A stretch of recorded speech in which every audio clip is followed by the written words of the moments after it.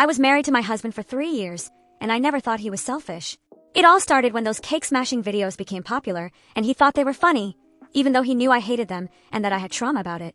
When I turned 17, my mother promised me she wouldn't do that to me on my birthday, but she ended up shoving my face into the cake.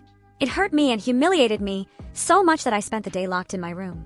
I told all of this to my husband and warned him that if he did something like that, I would leave. He laughed, thinking I was overreacting. On our wedding day, everything was perfect. I was radiant in my expensive dress, with flawless makeup and hair. But when it was time to cut the cake, he simply took a huge piece and smashed it in my face, laughing while everyone around, including my family, also laughed at me. I was in shock and all I could do was walk away. I took an Uber, went back to our apartment, packed my things and went to a hotel. Later, I went to a friend's house. For days, my family and his kept calling me, saying I was being childish and that my husband was a good man. When I finally talked to him, he said he did it to try to change my mind about the tradition and to score points with my family.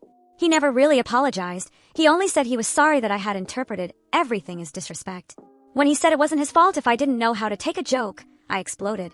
I said I couldn't stay with someone who doesn't know how to admit he was wrong. After that, I received horrible calls and messages from my mother and his sister, calling me dramatic and saying I would end up alone. His sister also revealed that he had cheated on me for 6 months with his ex. I decided to block almost everyone and file for an annulment. I'm going to get the rest of my things and then cut off contact with my family for good.